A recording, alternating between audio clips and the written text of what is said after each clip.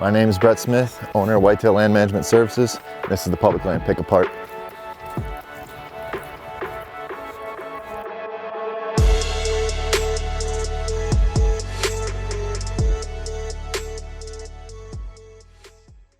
Sorry to interrupt this video for this awesome giveaway. All right, guys. So we're giving away some Vortex binos. You look like you could use some free binos. Do you like free binos? Do you like free hunting gear? Well, you're in the right place. We're gonna give away a lot of it. We're gonna start with a pair of Vortex binos. So in order to win these Vortex binos, it's not that hard, guys. All you gotta do is like this video, subscribe to the channel, and you can even comment below for extra entries. So we're gonna be giving away a pair of Vortex binos for now. But don't worry, if you don't win the Vortex binos, we're gonna keep giving stuff away. We're looking to ramp this channel up fast. So the faster we get more subscribers, the faster we start giving away stuff. Do you want a new bow? We're gonna be giving away a new bow. There's a whole list of things that we're gonna be giving away. This is just the first. So if you get entered now, you're gonna be entered for all future giveaways. So like I said, guys, we're gonna give away a pair of Vortex binos very soon. We only got a handful of subscribers to go until we get to our goal. When we get there, we're gonna announce it. We'll probably do another video announcing who the winner is and give away some free stuff. So if you guys want a pair of Vortex binos, maybe a bow in the future, or a lot of other cool gear, hit the subscribe button, make sure you're liking these videos, and also comment for extra entries. So simple as that. If you like free stuff, do it. All right, guys, welcome to another episode or another segment of the Public Land Pick Apart. What is the Public Land Pick Apart? Maybe you're new to this. The Public Land Pick Apart is literally that. This is the cheat sheet. This is the answers to the test. This is the Public Land Pick Apart is basically where we go and we pick apart a piece of public land in a different state. Today we're gonna hit Indiana. Like I said, this is the cheat sheet. Maybe you're looking to go on a hunting trip. Maybe you're living near this area. Maybe you can actually use this this actual pick apart to hunt the place, you know, that I'm going to talk about. If anything else, maybe you can use this pick apart to understand why I'm doing certain things or what I'm seeing. Obviously, you know, being somebody that does this for a living, I see a lot of property. There's different ways deer use different features, whether it's topography, whether it's tributaries, whether it's any kind of travel corridor, whether it's roads. And I understand, you know, this to a pretty serious degree, I'll say. Obviously, you can't get it right every time. We're just looking at maps here. I haven't been on boots on the ground in these spots at all. But if anything else, you know, maybe you can use it on this property. Worst case scenario, maybe you just learn from why I look at topo features or features the way that I do, and go from there and use it to your benefit. So like I said, we are going to do the Public Land Pick Apart on the state of Indiana today. So we are going to pick apart, let's see here, got the wrong place pulled up here. Today we are going to pick apart, here we go. A place that I am not familiar with, but I do know enough about the area. So what I do know about southern Indiana is places along the Ohio River tend to be pretty decent hunting. If I think about traveling from states, you know, you get a lot of hunters from Wisconsin. This is semi-close to Michigan if the Michiganders are willing to drive for that rut hunt. But I think there's a lot of other places they'd probably be going instead. This is a little hidden gem in the country, southern Indiana. So the piece that I want to pick apart is Splinter Ridge, if I had to guess it's called. It's the Indiana Department of Natural Resources piece of land. Not overly huge. Let's see, as a whole here, we're looking at 800 acres. Not huge, but there is a lot going on here. And what do I mean when I say that? There's a lot going on here from the standpoint that there's a lot of tributaries that are going to steer deer. Obviously, they're not going to 100% push deer in one direction, but they are going to alter travel movements. With those, you also have pretty much matching topographical lines. If you look in at some of these ridge systems and all the topo, it's pretty neat looking, similar to the Public Land Pick Apart that we did on the Wisconsin property. So this is a property that, honestly, it looks crazy. This is a property that you definitely should be able to understand deer movement on. So With that being said, let's turn on the Topo feature. Sometimes those lines can get a little bit jumbled. So the main thing that I'm looking at here, when I'm hunting in Topo country, you gotta understand that those deer are a lot like humans in the way that they don't want to have to go up and down, up and down, up and down. So if you're new to reading Topo, one thing I really pick up on in areas like this are these areas where these Topo lines are spread farther apart. Those are either low spots or maybe middle spots, or a lot of times they are high spots. They're the tallest point on a ridge. You normally get a flatter spot up top there. Therefore, the deer are probably a little bit more likely to spend time up top there just because it's easier to walk around and get from point A to point B. So now that we can see that a little bit better, let's go back to our hybrid mode here. And we should be good to go. So the first spot that I'm kind of looking at here, we're in a flat spot. So I think we're gonna get a decent amount of travel in this spot. And if you look here, this ridge kind of jets out with a finger here, and it jets out with a finger down here. Ultimately, you can see this 850 sign up here. That's just kind of a ridge point. For those of you that are unfamiliar, that's like your high point, is what that's showing. So the reason I do like this is, one, it looks kind of diverse. It looks like we actually might have some food plot systems up here. Maybe that's not the greatest thing in the world as far as access goes, because now you know people can get that back there semi-easy. But here's the thing, guys. Coming and hunting a place like this early season that hasn't been pressured much, these might be hot spots. Maybe during the rut as well. And I'll touch on more rut-based places, but these places up top that are semi-easy to get to, where the deer are unpressured, they're going to be in these areas that are flatter. Most likely, they're gonna be on the top thirds of that ridge, if anything else. So at least a spot like this, I'm not saying this is the best spot in the world, but let's pick this apart for what it is. So we have this ridge finger here. We have this ridge finger here. So as you can see, just the way I move my mouse, there's some sort of movement going on here. You can tell that deer are going to be traveling to pretty much an intersecting point right here, right below this circle. Okay, same thing goes for this finger. A lot of times you'll see numerous fingers that jet out onto a ridge, but they all intersect in one point. Now, if you don't know where the deer are bedding, if you're not sure which point they're bedded on, these a lot of times are good spots to start. Now, personally, I like to scout my way in and figure out which point they're on right away. But if you want to sit back and enjoy the roses, who knows what's going to happen if you sit back on the intersecting point, especially during the rut. So these intersections can be good rut spots depending how far off the road. This one's not super far at all, but this isn't a huge piece. You know, this finger does go down pretty far though, and so does that finger. I mean, it's a good intersecting point if anything else.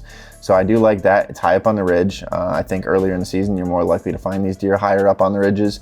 Not saying that they're going to be there later in the season once the pressure comes, because let's face the facts, if people start hunting all the high spots, those deer are going to get pushed into the lowlands, and it's not going to be ideal. But those deer absolutely can trek up and down those hills even though they really don't want to. So early in the season, I do like spots like that quite a bit. Let's see here. So now let's talk about some other Topo features that are catching my eye. Let's see if I can get a really good example of one. Perfect. Okay. So this one is a kind of a double whammy. This is two birds, one stone. It looks super easy to get to, but it might not be. Okay. So what I'm talking about right here, and we could really pick any one of these. There's no real reason why I'm picking this one. But we're talking about the top of this draw. This draw right here pinches down to basically this power line. And so what that does is that's going to funnel the deer right over the top of this. They're going to drop down on these low spots, maybe come off this ridge point right here. You could get some bedding, some westerly bedding. A lot of times bucks will bed on a leeward ridge. I've talked about this in some other videos, but this is a perfect spot to be bedding on a northwest wind, okay? That wind's coming over his back. He can be looking down across this entire bottom, seeing what's going on down in here, down in this creek bottom. Bedded here, and he might come out of there, and during the rut, who knows, he might come right over the top of it here and cross over. This creates a natural pinch point, basically just from the topography itself. But now we have I said like a double whammy, or two birds with one stone type situation.